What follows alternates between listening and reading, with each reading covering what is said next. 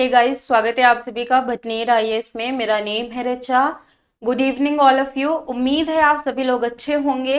And मैं आप सभी लोगों को एक बहुत ही बेहतरीन बात बताने वाली हूँ। अगर आपके कोई भी करीबी फ्रेंड, रिश्तेदार अगर कोई भी एसएससी सीजीएल की प्रिपरेशन करते हैं, सो अब आप टोटली फ्री में कर सकते हैं प्रिपरेशन टुडे के साथ मिलकर। और हम उम्मीद करते हैं कि जैसे ही आपने भटनेर आईएएस को अपना प्यार दिया है, वैसे ही प्यार आप हमें प्रिपरेशन टुडे पर भी देंगे। सो आपको यूट्यूब पर सर्च कर लेना है प्रिपरेशन टुडे एंड सब्सक्राइब कर लेना है। एंड जो आपके तमाम दोस्त हैं, अगर कोई भी एसएससी सीजीएल की प्रिपरेशन करते हैं, तो उन्हें इसकी लिंक जरूर सेंड करिए और बताइए कि यहाँ पर आपको डेली मैथ्स के वीडियोस मिल जाएंगे, रीजनिंग मिल जाएगी, इंग्लिश मिल जाएंगे एंड करंट अफेयर से रिलेटेड जो भी टॉपिक्स हैं जो आपके हो सकते हैं एग्जाम में, एसएससी सीजीएल में यानी इम्पोर्टेंट, सो हमारी बेस्ट फैकल्टीज के द्वारा पढ़ाया जा रहा है।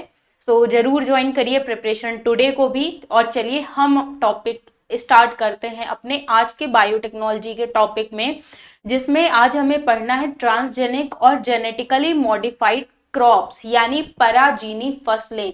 सो पराजीनी फसलों में बात करेंगे कि आखिर ये पराजीनी फसलें होती क्या हैं, किस तरीके से इनमें कार्य किया जा सकता है, सारी चीजें देखने का प्रयास हम करेंगे।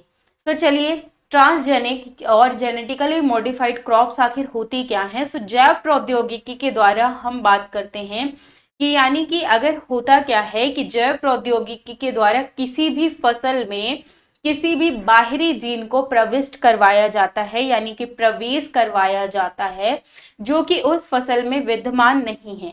इससे पहले मैंने आपको क्या पढ़ाया था, इससे पहले मैंने आपको पढ़ाया था, उसमें मैंने आपको ये बताया था कि देखिए, जब हमने किसकी बात की थी, हमने यानी जो भी बेबी के बारे में बात की थी कि बहुत सारी ऐसी टेक्नोलॉजीज का विकास किया गया है कि बेबी, अगर जो पेरेंट्स हैं अपने बेबी में चाहते हैं कि उस बेबी की जो क्वालिटी हो उसमें गाना भी, अच्छी सिंगिंग भी ऐड हो, बट पेरेंट्स जो हैं वो दोनों ही ऐसे नहीं हैं जिनको आती हो सिंगिंग। तो इस तरीके से हमने बताया था कि एडिटिंग भी संभव है। तो सेम वैसे ही यहाँ पर कि कोई ऐसी फसल है जिसमें किसी भी तरीके की कोई एक क्वालिटी जो है वो नहीं है, तो उसी तरह की फसल को क्या कहा जाता है, ट्रांसजेनिक फसल या पराजीनी फसलें कहा जाता है। अगेन सुनिएगा कि जैव प्रौद्योगिकी के द्वारा जब किसी भी फसल में किसी बाहरी जीन को प्रविष्ट करवाया जाता है जो कि उस फसल में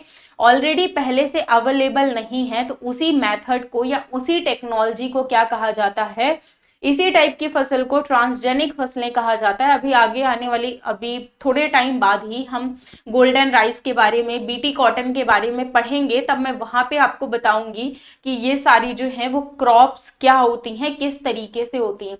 तो ऐसी फसलों में क्या किया जाता है, बाहरी जीन को प्रविष्ट करवाया जाता है एंड प्रविष्ट करवाने के बाद उसमें कुछ ऐसे गुणों का विकास किया जाता है, जैसे कि बीमारियों एवं कीटों के प्रति प्रतिरोधक क्षमता में वृद्धि करना। नॉर्मली अगर आप उसके बारे में देखिए, फसलों में देखिए, तो बहुत सारी जो नॉर्मल हमारी फसलें होती हैं, सो उनमें रोग प्रतिरोधक क्षमता इतनी ज्यादा नहीं होती है।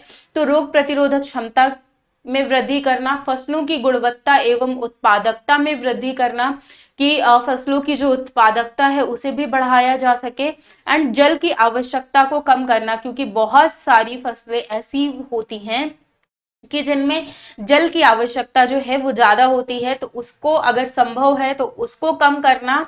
वहीं उसके अलावा हम कह सकते हैं कि प्रोटीन एवं खनिज की मात्रा को बढ़ाकर और ज्यादा पौष्टिक बनाना। तो आज भी हमारे इसमें ऐसा नहीं है कि जो फसलें इंडिया में भी होती हैं वो भी बहुत ज्यादा पौष्टिक होती हैं, लेकिन कोशिश ये की जा रही है डे बाय डे कि उन्हें और ज्यादा, फसलें जो हैं उन्हें और ज्यादा पोषक बनाया जा सके, ताकि आने वाली जो हमारी जनरेशन है उसमें से अगर किसी को बहुत सारी ऐसे होते हैं कि कुछ भी, जैसे विटामिन की कमी हो गई या कुछ भी कमी हो गई, तो लोग जो हैं वो बीमार पड़ते हैं, बीमारियां होती हैं, तो उन बीमारियों को जो है वो खत्म किया जा सके।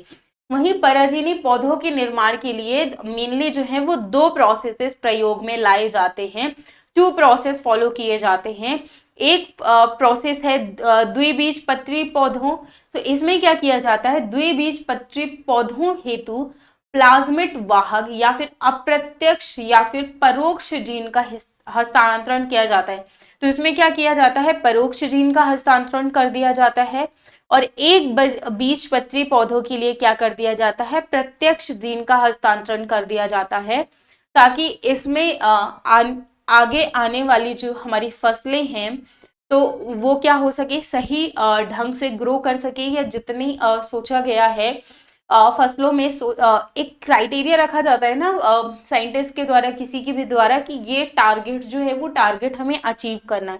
तो उन टारगेट्स को अचीव किया जा सके, प्रत्यक्ष जीन हस्तांतरण में पौधों की जो कोशिका होती है उसमें डीएनए के बिना किसी भी जैविक कारक की ही सहायता से प्रवेश करवाया जाता है, और इसके लिए पार्टिकल गन मेथड या फिर इलेक्ट्रोपोरेशन तकनीक जो है वो प्रयोग में लाई जाती है। अगर आप बीटी कॉटन किसी की भी आप बात करें, कि जैसे बीटी कॉटन के ही बारे में बात करेंगे या गोल्डन राइस के बारे में बात करेंगे, तो वहाँ हम देखेंगे कि बहुत सारी फसलें हैं जिनका टाइम टू टाइम आप ये कहिए कि एडवांसमेंट उनमें चल रहा है या शोध उनमें चल रहे हैं। तो आखिर एडवांटेजेस क्या होते हैं ट्रांसजेनिक या फिर जेनेटिकली मॉडिफाइड क्रॉप्स के, तो पराजीनी फसलों के लाभ क्या होते हैं।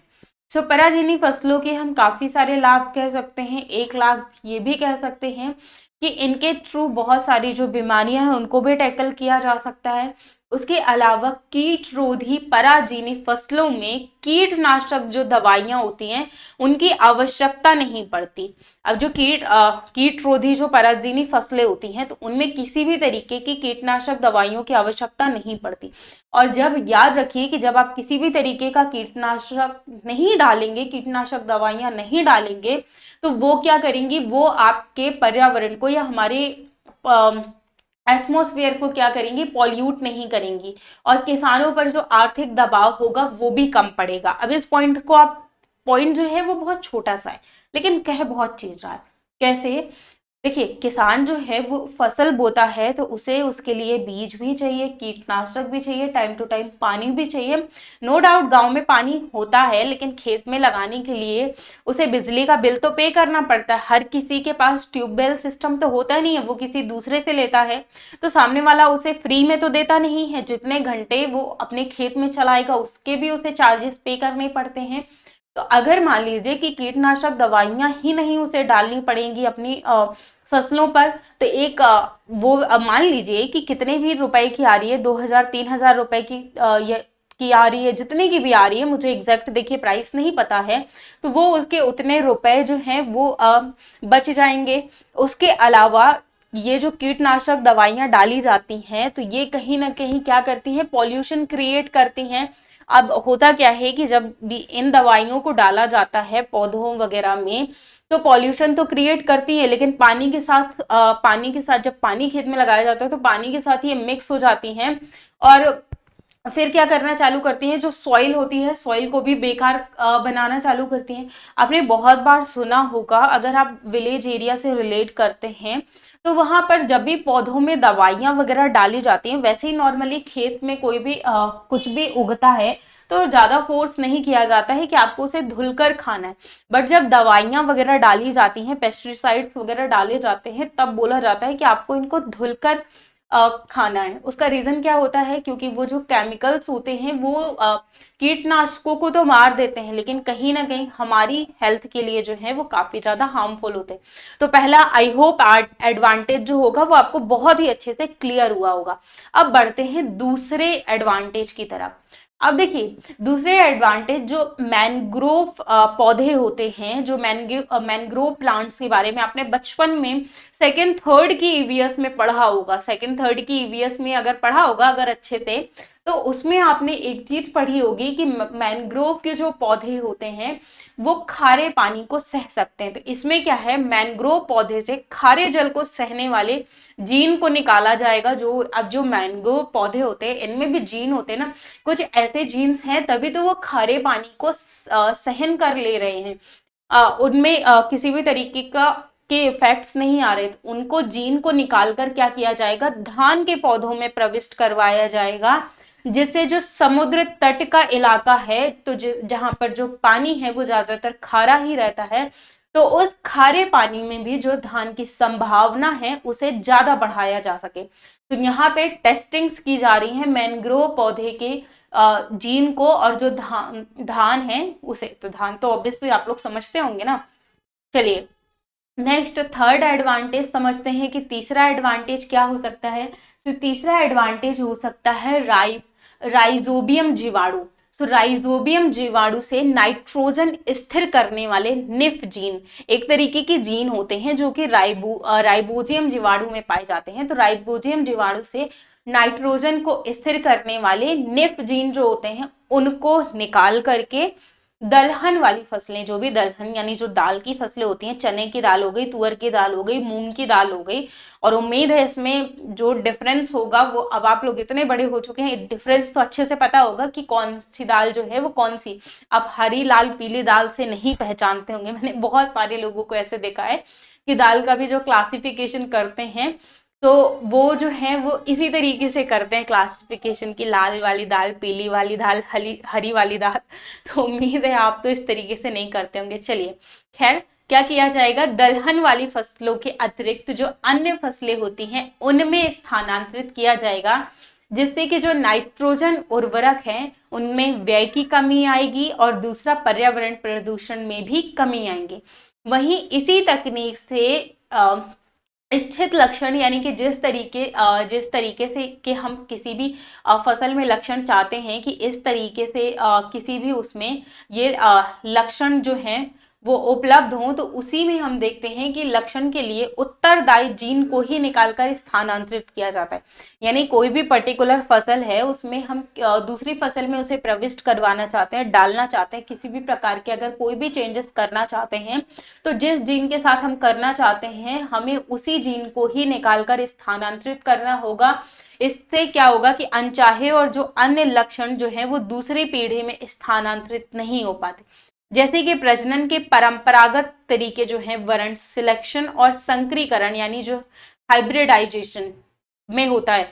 तो इस तरीके से वहीं अगर हम बात करें तो यहाँ पे देखिए मैं और भी बताती हूँ कि जैसे अभी मैंने प्रजनन की बात की, तो प्रजनन में के जो पारंपरिक तरीके होते हैं उसमें जो भी लक्षण होते हैं समान, जैसे कुल हो गया, प्रजाति वगैरह या स्पीसीज वगैरह जो होती हैं उन्हें किसी भी बेसिस से प्राप्त किया जा सकता है, और पराजीनी फसलों में ऐसी किसी भी प्रकार की कोई भी लिमिटेशंस नहीं होती है।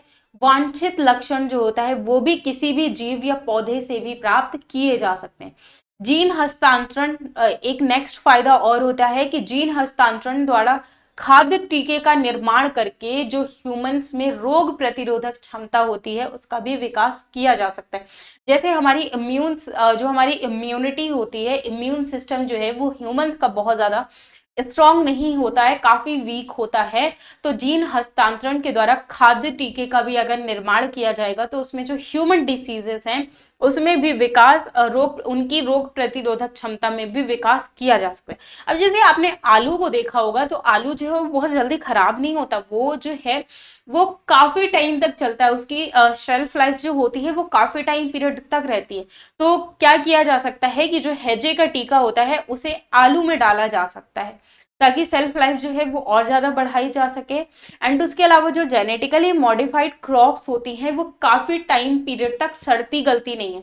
फलों और सब्जियों को इसी तकनीक से प्राप्त किया जा सकता है, यानी जेनेटिकली मॉडिफाइड क्रॉप्स या पराजीनी फसलों से तैयार किया जा सकता है, ताकि जो भी हमारी जो भी नेचुरल क्रॉप्स भी हैं या जो फल वगैरह हैं, सब्जियां वगैरह हैं, वो ज़्यादा जल्दी खराब ना हो। क्योंकि होता क्या है कि बहुत सारी फसलें ऐसी होती हैं कि ज़्यादा जल्दी खराब हो जाती है तो उनको स्टोर नहीं किया जा सकता, जिसके कारण वो क्या करती हैं, महंगाई को जन्म देती हैं। वहीं अर्ध विकसित या फिर पिछड़े देशों में जहां पर पॉपुलेशन वृद्धि दर जो है वो काफी ज्यादा है, तो पराजीनी फसलों के माध्यम से खाद्य सुरक्षा को भी सुनिश्चित किया जा सकता है। अब इतने सारे हमने फायदे देख लिए पराजीनी फसलों के, तो अब इसके कुछ नुकसान भी तो होंगे जेनेटिकली मॉडिफाइड क्रॉप्स के। तो चलिए अब बात करते हैं डिसएडवांटेजेस ऑफ ट्रांसजेनिक और जेनेटिकली मॉडिफाइड क्रॉप, ताकि यहाँ से आपको ये चीज पता चले कि आखिर जो पराजीनी फसलें हैं उनके नुकसान क्या क्या है। नुकसान भी तो जानना बहुत ज्यादा जरूरी है ना। तो नुकसानों की बात करें तो जैसे कि बहुत सारे इन्वायरमेंटलिस्ट हैं यानी पर्यावरणविद हैं जो इसमें लगातार शोध अनुसंधान वगैरह करते रहते हैं। तो उन्होंने बताया है कि उनके अकॉर्डिंग आसपास के पर्यावरण पर पड़ने वाले जो दुष्प्रभाव हैं उन्हीं के संदर्भ में पराजीनी फसलों का उत्पादन जो है वो लाभदायक नहीं है, क्योंकि उनके अकॉर्डिंग ये जो पौधे होते हैं वो मानव स्वास्थ्य और पर्यावरण पर प्रतिकूल प्रभाव छोड़ सकते हैं। और पराजीनी पौधों से संभावित खतरों का अध्ययन जो है वो काफी ज्यादा इसलिए भी जरूरी हो जाता है क्योंकि टाइम टू टाइम कहीं ना कहीं अगर हम बात करें तो इसे जैसे ही हम बात करते हैं कि ये जो पराजीनी फसलें होती हैं इनमें टाइम टू टाइम शोध जो है वो चल ही रहा है। वहीं पराजीनी फसलों का जो कार्य है वो ज्यादातर एमएनसीज के द्वारा किया जा रहा है, यानी जो बहुराष्ट्रीय निजी कंपनियां हैं उनके द्वारा किया जा रहा है। और पर्यावरणविदों का मानना यह है कि जिस भी चीजों का शोध बहुराष्ट्रीय अगर निजी कंपनियां करती हैं तो उनका उद्देश्य जो होता है वो सिर्फ लाभ कमाने का होता है, किसानों की खुशहाली को लेकर बिल्कुल भी नहीं होता। जैसे मैंने एडवांटेजेस में आपको बताया कि एडवांटेजेस में एक एडवांटेज ये भी हो सकते हैं कि अगर ये बहुत ज्यादा सक्सेसफुल रहती हैं तो पॉल्यूशन को कंट्रोल कर सकती हैं। दूसरी चीज ये कि किसानों की जो आर्थिक समस्याएं हैं उनको कम कर सकती हैं, क्योंकि अगर किसानों को कीटनाशक दवाइयों की जरूरत नहीं होगी तो उनके कीटनाशक दवाइयों के रुपए बचेंगे ना। बट यहाँ पे प्रॉब्लम ये है कि पर्यावरणविदों का ये मानना है, उनका ये कहना है कि इनका शोध जो है वो बहुराष्ट्रीय कंपनियों के द्वारा किया जा रहा है जिनका उद्देश्य सिर्फ और सिर्फ लाभ कमाना होता है। क्योंकि पराजीनी फसलों में एक सबसे बड़ी प्रॉब्लम ये है कि इनके जो बीज होते हैं, जो सीड्स होते हैं, उन्हें आप अगेन एंड अगेन इस्तेमाल नहीं कर सकते। आगे अभी और देखते हैं डिसएडवांटेज। एंड उसके अलावा ये जो पराजीनी फसलें होती हैं ये पर्यावरण में संक्रमण उत्पन्न करती हैं। तो उसके अलावा वनस्पति और पर्यावरण दोनों को प्रभावित करती हैं। और जीन के साथ छेड़छाड़ करने के कारण, क्योंकि ऑब्वियसली जीन के साथ छेड़छाड़ी तो की जाती है, एक प्लांट का जीन जो है वो निकाल कर दूसरे प्लांट में क्या किया जाता है, ट्रांसफर किया जाता है। तो जीन के साथ छेड़छाड़ के कारण एलर्जेंस, एलर्जेंस क्या होता है, एलर्जेंस जो है ये कुछ ऐसे तत्व होते हैं जो एलर्जी को उत्पन्न करते हैं। और टॉक्सिन्स, टॉक्सिन जो है वो जहरीले तत्व होते हैं, उत्पन्न होने की संभावना जो है वो रहती है और एक पौधे से दूसरे पौधे में स्थानांतरित भी हो सकते हैं। ये एलर्जेंस एंड टॉक्सिन्स जो हैं ये कहीं ना कहीं एक पौधे से दूसरे पौधे में भी हम कह सकते हैं कि स्थानांतरित हो सकते हैं। वहीं पराजीनी फसलों में अगर हम, चलिए और मैं आपको फायदे और भी बता देती हूँ। तो जैसे पराजीनी फसलों में अगर हम बात करें तो पराजीनी फसलों में कीटनाशक जो प्रोटीन होता है उनका उत्पादन होता रहता है और उसी कारण खाद्य श्रृंखला के ही माध्यम से ये जो विषाक्त तत्व होते हैं वो जीव जंतुओं तक भी पहुंच सकते हैं। और जो हमारा पारिस्थितिकी है, जो हमारा इकोसिस्टम है, जो हमारे सराउंडिंग्स में आसपास हम सारी चीजें देखते हैं जो हमें बैलेंस मैनर में दिखती हैं, वो भी कहीं ना कहीं उनका संतुलन जो है वो बिगड़ सकता है। वहीं पराजीनी फसलों से जो परागकण होते हैं वो उड़कर खरपतवारों या फिर अन्य जो गैर लक्षित प्रजातियां होती हैं उन पर भी जा सकते हैं। अब जिसके कारण होगा क्या कि खरपतवारों में जो कीटनाशक प्रतिरोधी क्षमता उत्पन्न हो सकती है, इसके द्वारा किसानों के लिए इन खरपतवारों को नियंत्रित करना काफी ज्यादा मुश्किल हो जाएगा। तो बेसिकली इतने सारे जो हम कह सकते हैं कि एक नुकसान है या फायदे। उम्मीद है कि जेनेटिकली मॉडिफाइड क्रॉप्स जो है वो आपको बहुत अच्छे से सारी चीजें क्लियर हुई होंगी, इसमें आपको किसी भी तरीके का कोई भी डाउट नहीं होगा। एक छोटा सा टॉपिक आता है टर्मिनेटर जीन का। मैं आपको टर्मिनेटर जीन का कॉन्सेप्ट भी समझा देती हूँ, फिर टर्मिनेटर जीन का कॉन्सेप्ट समझने के बाद हम बीटी कॉटन के बारे में पढ़ेंगे कि आखिर बीटी कॉटन क्या होता है। तो देखिए टर्मिनेटर जीन की जब हम बात करते हैं तो टर्मिनेटर जीन के प्रभाव से क्या होता है, पौधे जो है वो अपने ही भ्रूण के विकास को अवरुद्ध कर देते हैं। यानी कि इसमें प्रॉब्लम क्या होती है कि जो जैव प्रौद्योगिकी की सहायता से किसी भी पौधे में किसी भी तरीके के जो हैं जीन जो हैं वो डाले जा सकते हैं, जिसमें वो कोई भी पौधा जो है वो उससे क्या किया जा सके, अच्छी फसल उत्पन्न की जा सके। यानी कि किसी भी फसल की में क्या किया जाता है, अदला बदली की जाती है ना, जो जीन ट्रांसफर किया जाता है, ताकि होता क्या है कि फसल जो है वो अच्छी उत्पन्न हो सके। लेकिन यहाँ पे प्रॉब्लम ये होती है कि इसके जो बीज हैं वो नए पौधे उत्पन्न करने में सक्षम नहीं होते, और इसी तरह के जीन का विकास जो है वो जेनेटिक प्रयोग प्रतिबंध तकनीक यानी कि जेनेटिक यूज रिस्ट्रिक्शन टेक्नोलॉजीज के द्वारा ही किया जाता है। अब ऐसे जीन वाले जो पौधे होते हैं, इनसे जो भी बीज उत्पन्न होते हैं उनमें नए पौधों को उत्पन्न कर पाने की क्षमता नहीं होती है, और उसके कारण प्रॉब्लम क्या होती है कि हर बार जो किसान होता है उसे हर बार बीज जो है वो कंपनियों से ही खरीदने पड़ते हैं, क्योंकि अगेन एंड अगेन जो है वो आप बीजों को बो नहीं सकते हैं। और इसी प्रकार ये जो कृषि एवं बीजों के क्षेत्र में ये जो तकनीक होती है, यानी ये जो बड़ी बड़ी कंपनियां हैं, एमएनसीज हैं, ये अपना क्या कर लेती हैं, अपनी मोनोपोली स्थापित कर लेती हैं, यानी अपना व्यापारिक एकाधिकार स्थापित कर लेती हैं, जिसके कारण जो परंपरागत कृषि होती है, परंपरागत कृषि में किसान जो है वो हर साल अपनी फसलों को बेचकर बीज जो होता था उसे बचा कर रखता था। बट यहाँ पे प्रॉब्लम क्या होती है कि अब जो है अगर वो जेनेटिकली मॉडिफाइड बीजों का इस्तेमाल अगर ये सीड का किसान करेगा तो अगली पीढ़ी के लिए जो है वो बचा कर नहीं रख सकता। बट परंपरागत फसलों में क्या होता था कि वो बीज जो है वो बचा कर रख लेता था। जैसे आपने देखा होगा कि आपके घर में किसी भी प्रकार की कोई भी फसल जो है वो उगाई जाती थी, जैसे चने की ही फसल हो गई, तो चने की फसल को उगाया गया, उसके बाद उसमें से एक दो बोरी जो है वो अच्छे से भर करके रख दिए जाते थे कि नेक्स्ट ईयर के लिए काम आएंगे जब नेक्स्ट ईयर बोना होगा।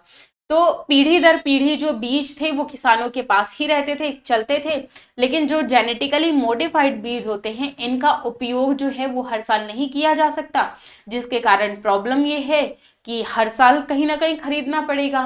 वहीं अगर आप इसकी सेकेंड फेज की बात करें तो जो बहुराष्ट्रीय बायोटेक कंपनियां होती हैं उनका कहना यह है कि टर्मिनेटर तकनीक यानी जो टर्मिनेटर जीन प्रोसेस है, जो मैं आपको पढ़ा रही हूँ, तो इसमें ये तकनीक इसलिए भी आवश्यक है कि जो नॉन जीएम फसलों का जीएम फसलों के साथ जो सम्मिश्रण हो वो ना हो, और यदि जीएम फसलें जो है वो टर्मिनेटर गुण वाली होंगी तो वे वातावरण में फैल नहीं पाएंगी, और जैव विविधता की सुरक्षा को भी सुनिश्चित करना। यानी देखिए यहाँ पे ये डायरेक्टली क्या कहना चाह रही हैं बहुराष्ट्रीय कंपनियां जो हैं कि यहाँ पे जो भी जेनेटिकली मॉडिफाइड क्रॉप्स हैं उनको क्या किया जाए, परंपरागत तकनीक वाली जो फसलें हैं उनके साथ अलग रखा जाए, ताकि यहाँ पर पता चल सके। अब देखिए एक तरफ कहीं ना कहीं आप इनके जेनेटिकली मॉडिफाइड क्रॉप्स के प्रचार वगैरह के लिए आप इतना ज्यादा पैसा खर्च करेंगे, तो सिंपल सी बात है कि वो जो आप वसूल करने भी तो किसानों से ही ना आएंगे, किसी और के पास तो जाएंगे नहीं। अब किसानों को क्या करेंगे कि बीज जो है वो महंगे रेट पर प्रोवाइड करवाना चालू करेंगे। तो ठीक है, कीटनाशकों का पैसा जरूर बच रहा है, बट कहीं ना कहीं हर साल किसी व्यक्ति को बीज खरीदने पड़ेंगे तो उसके लिए भी तो उसे पैसे देने पड़ेंगे, और हो सकता है कि दोगुने रेट पर भी उसे खरीदने पड़े।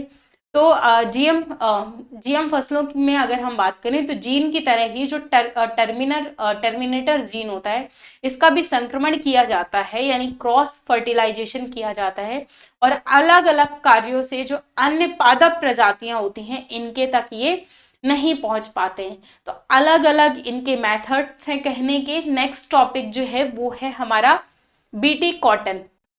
चलिए बीटी कॉटन के पहले इतिहास के बारे में देखते हैं कि आखिर ये शुरू किस प्रकार से हुआ, फिर इसके फायदों की बात करेंगे और नुकसान की बारे में बात करेंगे। सभी तरीके से मैं बताऊंगी कि किस किस तरीके से क्या क्या चीजें इंपॉर्टेंट हैं। तो देखिए जब हम बीटी कॉटन के बारे में करते हैं तो बीटी कॉटन भारत में कपास जो है वो उसका उगाया जो जा रहा है वो हजारों साल से उगाया जा रहा है, हजारों साल से उपयोग में किया जा रहा है। लेकिन देखिए बीटी कॉटन नहीं उपयोग में किया जा रहा है, मैं नॉर्मल कॉटन की बात कर रही हूँ। वहीं लगभग 3000 ईसा पूर्व के सूती वस्त्र जो हैं वो अगर हम बात करें, हिस्ट्री में थोड़ा इसकी चले, तो मोहनजोदड़ो के खंडरों से, जैसे मेहरगढ़, पाकिस्तान में पुरातात्विक निष्कर्षों से प्राप्त किए गए, जिसे ये पता चला कि लगभग 5000 ईसा पूर्व से कॉटन का प्रयोग जो है वो किया जा रहा है। लेकिन अब यहाँ पे भारत में अगर हम बात करें, 20वीं शताब्दी तक कपास की जो अधिकांश खेती है वो देसी किस्म की ही होती थी। लेकिन 1990 के दशक में जो जी हर्स्टम थे, उन्होंने क्या है, जी हर्स्टम की संकर किस्म को क्या दिया गया, बढ़ावा दिया गया। अब ये जो संकर किस्म होती है, ये पौधे के अलग अलग प्रकार के जो स्थानीय कीट होते हैं, तो स्थानीय कीटों के खिलाफ प्रतिरोधकता नहीं होती और उन्हें अधिक उर्वरकों और कीटनाशकों की आवश्यकता होती है।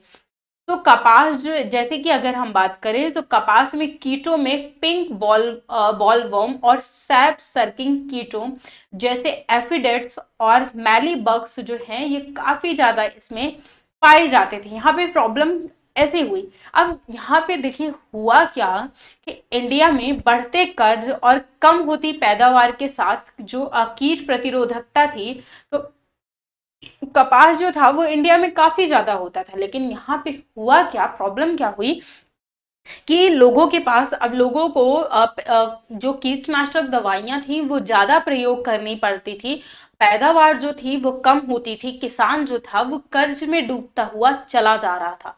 तो 2002 में ही क्या हुआ, बीटी कपास की शुरुआत की गई। कब की गई, 2002 में।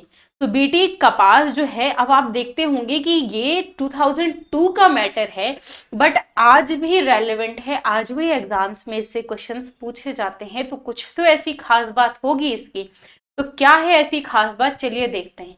तो यहाँ पे हुआ क्या कि कृषि मंत्रालय के अकॉर्डिंग 2005 से बीटी कपास को अपनाए जाने से वर्ष 2007 तक में लगभग 81% की वृद्धि हुई। वहीं 2011 में इसकी जो बीटी कॉटन की वृद्धि थी वो 93% के पास देखी गई। अब जब बीटी कॉटन को शुरुआत किया गया, स्टार्टिंग की गई, तो इसमें कपास की जांच करने वाली कई लघु अवधि अध्ययनों में ये कहा गया कि बीटी कपास की जो घटती पैदावार और कीटनाशकों खर्चों के लिए जो थी, ये काफी रामबाण थी। तो अब देखिए कि एक्चुअल में अब हम ये देखने का प्रयास करते हैं कि क्या इंडिया में बीटी कॉटन सफल हुआ या नहीं। तो पहले इससे इंपॉर्टेंट रिलेटेड थोड़ी इंफॉर्मेशन जान लेते हैं कि आखिर है क्या। तो बीटी कपास जो है ये आनुवांशिक रूप से परिवर्तित कपास है, जिसमें बैसिलस धुरिनजिएंसिस नामक एक बैक्टीरिया का क्राई नामक जीन डाला जाता है। अब देखिए, आपको बैक्टीरिया जो है, बैक्टीरिया का नेम और उसके जीन का नेम अगर याद हो जाए तो बहुत अच्छी बात है, ना भी याद हो तो भी कोई दिक्कत की बात नहीं है, क्योंकि एग्जाम में ये बिल्कुल भी नहीं पूछा जाएगा। ठीक है, तो नामक एक जीन डाला गया। अब मेरा काम पढ़ाना है, तो मुझे आपको इससे रिलेटेड थोड़ी सी टेक्निकल इंफॉर्मेशन भी बतानी पड़ती है। तो जिससे पौधा जो है वो स्वयं कीटनाशक प्रभाव जो है वो उत्पन्न करने लगता है और पौधों पर कीटनाशक दवाइयां छिड़कने की आवश्यकता जो है वो नहीं रहती। पहले क्या होता था कि जब हम परंपरागत कॉटन उगाते थे तो उसमें कीटनाशक दवाइयों को डालने की जरूरत पड़ती थी, और जब कीटनाशक दवाइयों को डाला जाता था तो आप किसी भी चीज में, जैसे आप एक चीज याद रखिए कि बहुत बार ऐसा क्या होता है कि हम कोई भी दवाइयां जो है वो बिना डॉक्टर की सलाह के, बिना उसका टाइम पीरियड कंप्लीट किए लेने लगते हैं या छोड़ देते हैं बीच में, तो कहीं ना कहीं हमारी बॉडी जो है वो रेजिस्टेंस पावर डेवलप कर लेती है ना। तो सेम वैसे ही ये जो कीट थे, उन्होंने भी कीटनाशकों के खिलाफ जो दवाइयां थी उनमें एक रेजिस्टेंस पावर डेवलप कर लिया और फिर किसी भी प्रकार का प्रभाव जो है वो नहीं होता था। तो इस तरीके से फिर एक टेक्नोलॉजी विकसित की गई कि अब वो जो पौधा होगा वो स्वयं ही कीटनाशक प्रभाव उत्पन्न करने लगता है और पौधों पर किसी भी प्रकार की कीटनाशक दवाइयों को छिड़कने की आवश्यकता नहीं पड़ती। उसके अलावा बैसिलस थुरेंजियसिस जो है ये एक भूमिगत बैक्टीरिया होता है जो कि डेल्टा एंडोक्सिन्स नामक एक क्रिस्टल प्रोटीन का भी निर्माण करता है।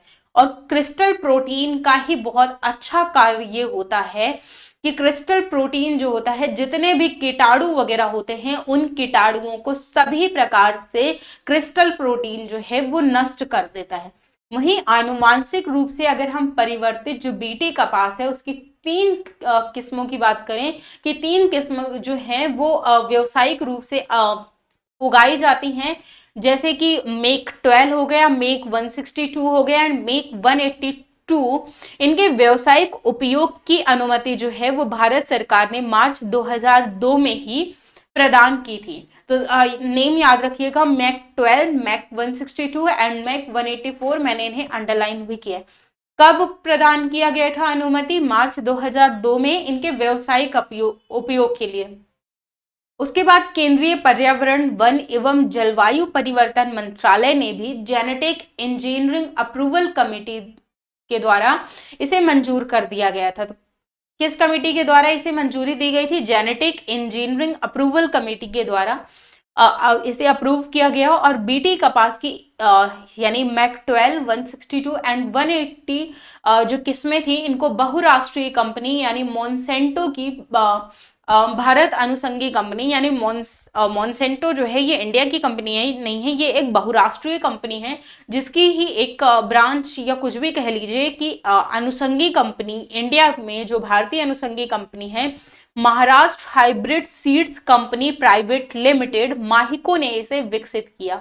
सो इंडिया में अगर हम विकास के योगदान की बात कहें या श्रेय की बात कहें कि किसे जाता है, तो श्रेय का जो क्रेडिट जो मेनली जाता है वो माहिको को जाता है, यानी Maharashtra hybrid seeds company private limited. अब इसमें जो है वो अनुमति तो दी गई, लेकिन अनुमति में जो है वो कुछ शर्तों के साथ अनुमति दी गई।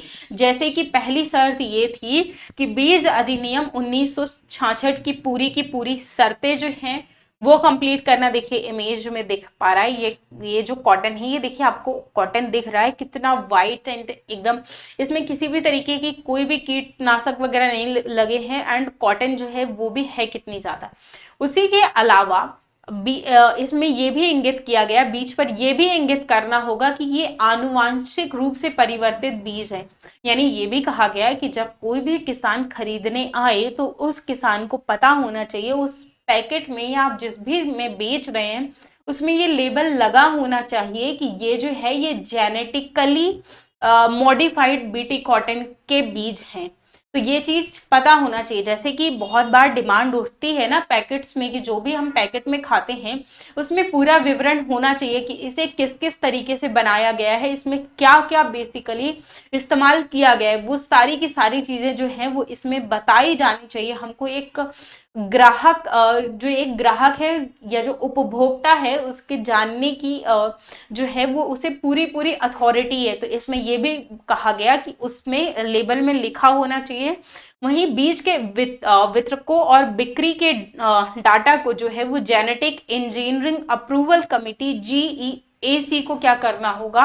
उपलब्ध करवाना होगा। इनके द्वारा उपलब्ध करवाए जाएंगे। जितने क्षेत्र में इन्हें बोया जाएगा तो उतने क्षेत्र में इनका विवरण जानकारी दी जाएगी कि 1 एकड़ में बोया जा रहा है, 2 एकड़ में, 3 एकड़ में, यानी जितने भी एरिया में बोया जाएगा वो पूरे की पूरे उस एरिया की जानकारी दी जाएगी। और लगातार 3 वर्षों तक ये भी रिपोर्ट देगा GEAC कि इन किस्मों में किसी भी प्रकार की जो बीमारी के बैक्टीरिया हैं वो नहीं पनप रहे हैं, और अगर पनप रहे होंगे तो फिर जो है अगेन रिसर्च वगैरह स्टार्ट किया जाएगा। वहीं बीटी कपास वाले जो खेत हैं उनकी बाह्य सीमा पर जो गैर बीटी कपास है वो उगाई जाए, ताकि इससे पड़ने वाले अगर किसी भी प्रकार के प्रभाव हैं तो उसका निरीक्षण किया जा सके। जैसे कि एक खेत ये है एंड उसी से जस्ट लगा हुआ खेत ये है, तो अगर इस खेत में जेनेटिकली मॉडिफाइड क्रॉप उगाई जा रही है तो इस वाले उसमें नॉर्मल कपास उगाई जाए, यानी कि जो परंपरागत जो कपास होती है इसमें उस वाले खेत में जो है वो परंपरागत कपास उगाई जाए, ताकि आने वाले टाइम पीरियड में या फ्यूचर में अगर किसी भी प्रकार के जो प्रभाव हैं वो देखने को मिल रहे हैं तो उनका निरीक्षण किया जाए। बीटी कपास की जो फसल थी, इसके व्यावसायिक उत्पादन की अगर हम फर्स्ट टाइम की बात करें तो सर्वप्रथम जो है वो संयुक्त राज्य अमेरिका में 1955 में मंजूरी दी गई थी, और भारत में उगाई जाने वाली करीब 90% जो है वो कपास वो बीटी कपास है। तो इंडिया में अब अगर हम बात करें तो लगभग जितनी भी कपास उगती है तो उसमें 90% कपास जो है वो बीटी कपास होती है। अब बात कर लेते हैं एडवांटेजेस की कि क्या क्या एडवांटेजेस है बीटी क्रॉप के, फिर हम इसके डिसएडवांटेजेस की भी बात करेंगे कि डिसएडवांटेजेस इसके क्या क्या हैं। तो डिसएडवांटेजेस, वहीं कपास के उत्पादन में वृद्धि जो है वो हुई है, जिससे किसानों की आय में भी वृद्धि हुई है, क्योंकि अगर पहले वो 1 एकड़ में अगर 1 बोरी उनका कपास निकलता था तो अब 2 बोरी या 1.5 बोरी कितना भी निकल रहा है, तो कहीं ना कहीं वो उनका एक एडवांटेज है। उसके अलावा पौधे में स्वयं ही कीटनाशक प्रभाव पैदा करने की क्षमता होती है, जिससे कीटनाशक छिड़काव करने की भी किसी भी प्रकार की जरूरत या कोई भी आवश्यकता नहीं होती है। कीटनाशकों के उपयोग में कमी से पर्यावरण संरक्षण को प्रोत्साहन मिलता है, क्योंकि कीटनाशक इसमें डालने नहीं पड़ते हैं, ये खुद ही ऑलरेडी ये पौधे में ही क्षमता है कि वो कीटनाशक प्रभाव जो है वो पैदा करे और कीटनाशक दवाओं के छिड़काव की किसी भी प्रकार की आवश्यकता ना पड़े। रोग या महामारी में फसलों के खराब होने की संभावना जो होती है वो कम होती है, यानी कि जैसे किसी भी पेड़ में किसी भी प्रकार का रोग वगैरह लग गया तो उसमें भी फसलों के खराब होने की जो संभावना है वो भी बहुत ही कम होती है। और बीटी कपास का उपयोग जो है ये कीट नियंत्रण और अलग अलग विधियों के साथ भी संभव होता है। तो ये हमने देख लिए एडवांटेजेस। अब हमें इनके डिसएडवांटेज भी तो देखने होंगे कि आखिर बीटी कपास के डिसएडवांटेज क्या क्या होते हैं। तो कीटों में जो प्रतिरोधी क्षमता होती है वो उत्पन्न हो जाने से बीटी कपास के साथ साथ अन्य फसलों को भी नुकसान पहुंच सकता है, क्योंकि जो कीट प्रतिरोधी क्षमता होती है वो कपास में उत्पन्न हुई है, यानी बीटी कपास के साथ उत्पन्न हुई है। सॉरी, जो आजू बाजू कोई भी अन्य फसलें हैं, दूसरी फसलें हैं, उनमें किसी भी तरीके का नुकसान हो सकता है। और इसी तरीके के फसलों के उत्पादन में जो लागत होती है वो काफी ज्यादा पाई जाती है। तो इसमें लागत याद रखिएगा कि लागत जो है वो बीटी क्रॉप्स में ज्यादा पाई जाती है। तो ये थे हमारे एडवांटेजेस बीटी क्रॉप्स के एंड डिसएडवांटेजेस। सो इतनी चीजें हैं जो कि हमें देखनी है। जो बीटी कॉटन जो है वो हमारा कंप्लीट हुआ, इतनी ही चीजें हैं। अब इससे रिलेटेड एक क्वेश्चन है जो आप लिख लीजिए, उम्मीद है आप इसे लिखने की कोशिश करेंगे। अच्छा चलिए, ये बीटी ब्रिंजल आ गया। ऐसा लग रहा है बीटी ब्रिंजल बेचारा सड़ गया है, ये वाला तो लग रहा है। खैर वो इमेज इंसर्ट करते हुए ऐसा हुआ है, ये नहीं सोचना है कि सड़ गया। चलिए मैं एक क्वेश्चन बोलते जाती हूँ, आप लिखते जाइए। चलिए मैं लिख नहीं रही हूँ, उम्मीद है आप पेन कॉपी लेकर बैठे होंगे और लिखेंगे। चलिए, पिछली बार तो मैंने आपको जब मैं सरोगेसी पढ़ा रही थी तो सरोगेसी में मैंने क्वेश्चन लिख कर दिया था, बट थोड़ा बहुत आप भी तो काम करिए। चलिए लिखिए, कई अध्ययनों के अनुसार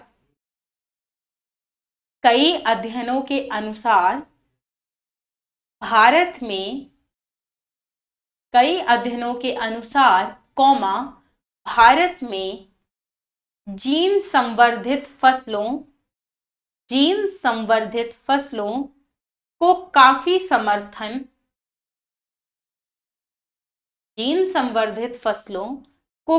समर्थन दिए जाने के बावजूद कौमा जीन संवर्धित फसलों से मामूली लाभ हुए हैं। कथन पर प्रकाश डालते हुए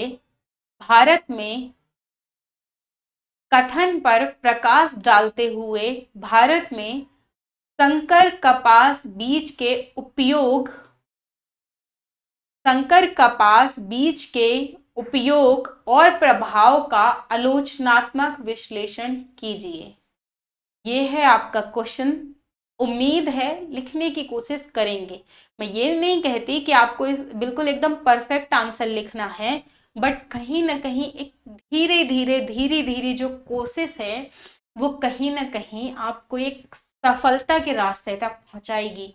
ऐसा नहीं होता है कि कोई इंसान जो है वो एक ही दिन में सक्सेस पा लेता है। उसके लिए रोज उठकर डेली छोटी छोटी कोशिशें करनी पड़ती है, और उन्हीं छोटी छोटी कोशिशों से ही एक दिन बड़ी कामयाबी मिलती है। तो बड़ी कामयाबी चाहिए तो इंतजार नहीं करना है। जैसे ही हमारा बायोटेक्नोलॉजी कंप्लीट होगा, उससे रिलेटेड जो प्रीलिम्स के क्वेश्चन होंगे वो भी मैं आपको प्रोवाइड करवाऊंगी। उसमें आपको अपना चेक करना है कि आपने कितना चीज़ें पढ़ा है सही से, कितनी सही किया है, कितना गलत किया है। उसके अलावा आपको जो है वो और भी कोशिश करनी है। काफ़ी सारे क्विजेस मिल जाते हैं इधर उधर, तो मैं क्विज करवाने की भी कोशिश करूंगी यहाँ पर, ताकि वो सारा भी आपका कंप्लीट हो जाए। प्लस मेंस के जो क्वेश्चन आंसर हो पाएंगे उन्हें भी मैं कोशिश करूंगी। चलिए आज के नेक्स्ट टॉपिक को देखते हैं, बीटी बैगन के बारे में, यानी बीटी ब्रिंजल। तो बीटी ब्रिंजल जो है यानी बीटी बैगन जो है, ये भी एक पराजीनी या फिर जैव संवर्धित फसल है।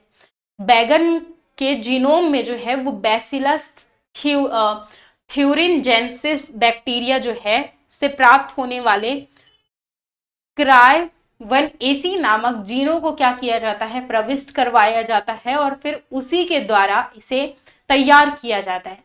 इस जीन को प्रविष्ट कराने के बाद बैगन में प्ररोह और छल छिद्रक कीटों के खिलाफ जो है वो प्रतिरोधक क्षमता आ जाती है। अब जैसे आपने बैगन देखे होंगे, बैगन का पेड़ वगैरह देखा होगा, तो नॉर्मल जो घर में बैगन वगैरह उगा लिए जाते हैं तो उसमें नॉर्मल बीज लाकर ही उगा लिए जाते हैं, एंड उसमें कीटनाशक दवाओं वगैरह को भी डालना पड़ता है। तो कहीं ना कहीं आपने देखा होगा कि उसमें छोटे छोटे कीड़े काले काले टाइप के लग जाते हैं ना। तो जो बीटी बैगन होते हैं इनको इनमें क्या किया जाता है, जीन को प्रविष्ट कराने के बाद बैगन में प्ररोह और छल छिद्रक कीटों के खिलाफ एक प्रतिरोधक क्षमता जो है उसे उत्पन्न की जाती है, तो मेनली आ ही जाती है। और इसमें आलू के बाद बैगन की पैदावार जो है वो भारत में सबसे ज्यादा है। तो भारत में लगभग कुल सब्जी का जो टोटल सब्जियां उगाई जाती हैं उसमें से 9% लगभग जो है, यानी 9% जो है वो बैगन ही होता है। बीटी बैगन को किसके द्वारा, माहिको के द्वारा ही विकसित किया गया है, जिसे बीटी कॉटन के द्वारा, बीटी कॉटन को भी माहिको ने ही विकसित किया था। Maharashtra hybrid seeds and company. Bharat में बीटी बैगन को लेकर हालिया सालों में काफी ज्यादा विवाद जो है वो पैदा हुए हैं, एंड जीएम फसल में होने के कारण इसका विरोध जो है वो भी वही है जो अन्य जीएम फसलों का है। यानी जो और भी जीएम क्रॉप्स हैं, अभी गोल्डन राइस वगैरह के भी बारे में हमें चर्चा करनी है, बात करनी है आगे आने वाली क्लासेस में, यानी कल की क्लासेस से हम पढ़ेंगे। तो इसमें भी देखिए, अब कभी एग्जाम में आपके बीटी ब्रिंजल आ जाए, गोल्डन राइस वगैरह आ जाए, तो जैसे मैंने जो डिसएडवांटेजेस आपको जेनेटिकली मॉडिफाइड क्रॉप्स के बताए ना एडवांटेजेस, तो आप उनके भी एडवांटेजेस एंड डिसएडवांटेज जो हैं वो एक एक दो दो लिख सकते हैं।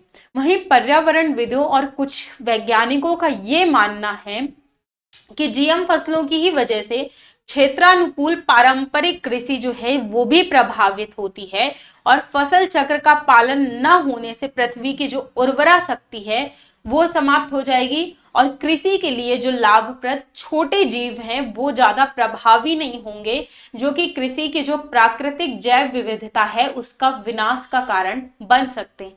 बीटी बैगन के जो व्यावसायिक उत्पादन की अनुमति जो है वो पर्यावरण, वन और एवं जलवायु मंत्रालय के द्वारा गठित अर्जुला रेड्डी की अध्यक्षता में समिति बिठाई गई थी, तो समिति ने अक्टूबर 2009 में दी थी। लेकिन उन पर यह आरोप लगाया गया कि उन्होंने अंतरराष्ट्रीय जैव प्रौद्योगिकी उपयोग के दबाव में आकर जो है ये स्वीकृति दी। तो इसके काफी ज्यादा विरोध प्रदर्शन किया गया, तो इसी कारण उसे क्या कर दिया गया, बंद कर दिया गया। नेक्स्ट टॉपिक है हमारा गोल्डन राइस, जो कल की क्लास में हम पढ़ेंगे। तो मिलते हैं आपसे कल की क्लास में। Thank you so much, bye bye, मुलाकात करेंगे कल।